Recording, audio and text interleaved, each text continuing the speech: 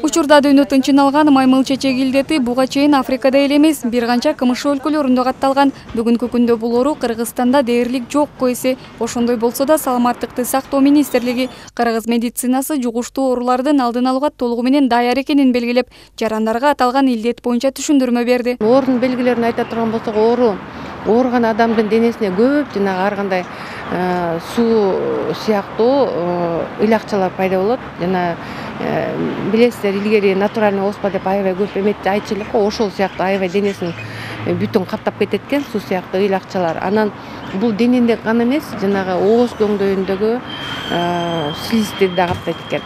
Анан акыркы маалда жана бүткүлдөн эле саламаттыкты сактоо уюму айтып атпайбы, бул бир гана физикалык контакт эмес, мындай аба аркылуу шилекей менен да жугат экен деп.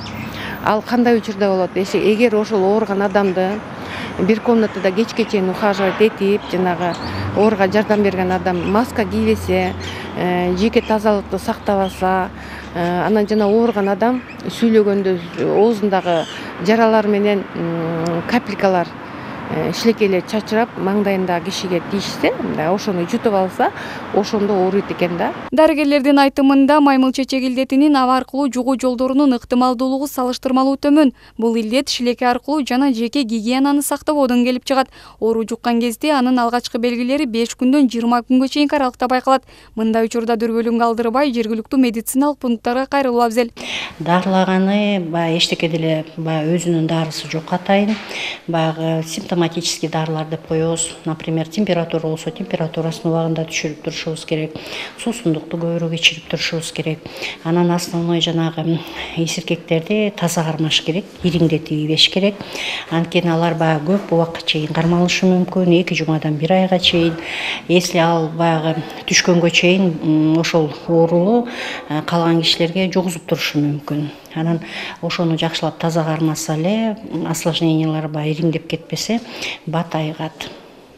Вакцинация деген барбы негизи ушул? Вакцинациясы бар, она придумана, есть. Ал эми өлкөлөрүндө жасалат. Эми бизге келген болсо, тоже чаралары көрүлөт. Эми бул основной контактно-бытовым путем, анан половым путем жугат деп коет. Анын өзүнүн немелери бар, ыкмалары бар.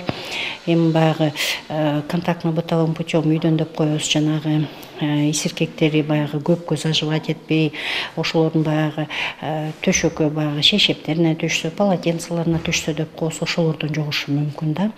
А так таза кармаса эле болот. Анан эми андай оору вдруг тарап аткан болсо, биздин Кыргызстанда кездешип калса, анда контактныйлардын баары жакшы көзөмөлгө алынат. 21 күндүн ичинде ал контактныйлардын баарын эртели кеч температурасын өлчөп, карап, анан какой-то признактар болуп калабы, балким температурасы көтөрүлүп калабы, или сып чыгып калабы, ошонун баары көзөмөлгө алынып турат. Белгилей кетсек, буга чейин Америкада 29 миңге чукул адам бул илдет менен күрөшкөн. Ал эми Орто Азия өлкөлөрүндө, Россияда 3 жана Туркияда 1 учур катталган. Оорунун физикалык жол менен жуктуруу ыктымалдуулугу жогору болуп, 90% улуу муундагы адамдар түзөт.